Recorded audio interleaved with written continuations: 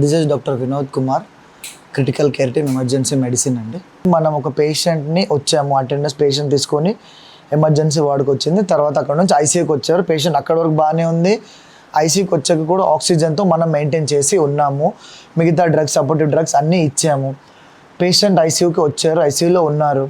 సడన్గా mid night are afternoon or any టైంలో కూడా డాక్టర్ గారు మిమ్మల్ని పిలిచారు. డాక్టర్ గారు మిమ్మల్ని పిలిచి, అమ్మ సడన్లో కేసు వెంటిలేటర్ మీదకి పెట్టాల్సి వస్తుంది, ఇప్పుడు ఎమర్జెన్సీలో ల్యాండ్ అవుతుంది, అది ఇది అని అంటారు. So the very first question from the attenders, ఇప్పటివరకు మంచిగానే ఉన్నాయి అన్న చెప్పారు కదా, కొంచెం ఇట్లా అవ్వచ్చు అని చెప్పారు కానీ ఇదివరకు బాగానే ఉండే, సడన్లో వెంటిలేటర్ మీద ఎందుకు వెళ్తుంది, ఏ కండిషన్స్లో వెంటిలేటర్ మీదకి వెళ్తుంది అన్న పాసిబిలిటీస్ ఉంటాయి. కొన్ని ఒక 2-3 ఫ్యాక్టర్స్ ఉంటాయండి. పేషెంట్ అప్పటి వరకు జీసీఎస్ అని ఒకటి ఉంటుంది. జీసీఎస్ అంటే గ్లాస్గో కోమా స్కేల్, దాంట్లో ఈవీఎం చూస్తాం, అంటే ice verbal and motor response అండి. అంటే ఐస్ ఎలా ఉంటుంది, మనం పిలిచే సరిగ్గా ఓపెన్ చేస్తున్నారా లేదా, ఇదివరకు ఓపెన్ చేస్తుంటే ఇప్పుడు మనం ఎంత చేసినా ఓపెన్ చేయట్లేదు అంటే అది కూడా ఒక డేంజర్ సైన్. మోన్ సౌండ్స్ కానివ్వండి, గచ్చిగా గిచ్చితే అని చెప్పే సౌండ్స్ వస్తుండే, ఇప్పుడు అది కూడా రావట్లేదు. కాలు చేతులు ముడుచుకునే possibilities 1 hour back, half an hour back, 10 minutes back ఉంటుండే, ఇప్పుడు అది లేదు. సో జీసీఎస్ ఇస్ గెట్టింగ్ లో, తక్కువగా వెళ్ళిపోతుంది అనగానే పేషెంట్ రెస్పాన్స్ బ్యాడ్ అయిపోతుంది. ఇదివరకు బాగుంది, ఇప్పుడు బ్యాడ్ అయిపోతుంది అనగానే ఆ కండిషన్లో మనం పేషెంట్ని వెంటిలేటర్ పైకి షిఫ్ట్ చేయాలి. షిఫ్ట్ చేస్తేనే బెటర్ ఆప్షన్.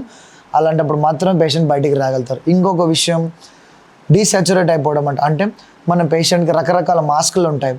ఏ మాస్క్ పెట్టినా కూడా సాచురేషన్ కనుక అతను హోల్డ్ చేయలేకపోతున్నారు, సొంతంగా గాలి తీసుకొని సొంతంగా సాచురేషన్ ఆక్సిజన్ లెవెల్స్ మెయింటైన్ చేయనప్పుడు కూడా ఇంకా శ్వాస, తుది శ్వాస, చివరి శ్వాసలు ఇట్లా పైన మాత్రమే above the level of the level, అక్కడి నుంచి మాత్రమే గాలి తీసుకున్న సిచ్యువేషన్లో మాత్రం అప్పుడు కూడా మనం పేషెంట్ వెంటిలేటర్ మీదకి తీసుకొని వెళ్తాము.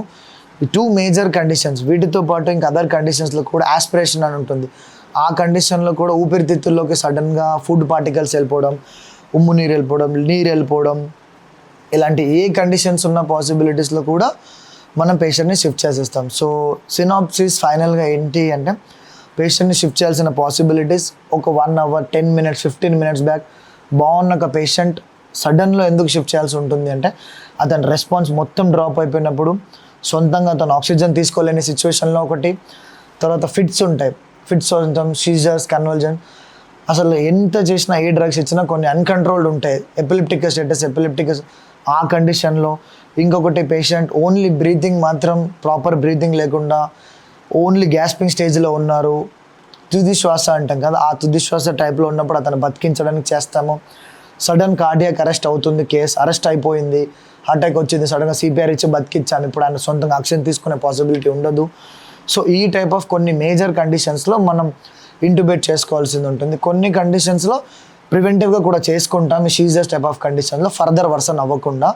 సో ఒక patient is going on to ventilator is not a bad thing, it is first good thing to save the patient.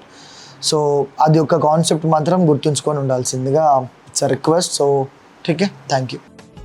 మీకు మంచి ఆరోగ్యం కోసం ఎల్లప్పుడూ తోడుగా మెడిస్టార్ హాస్పిటల్స్.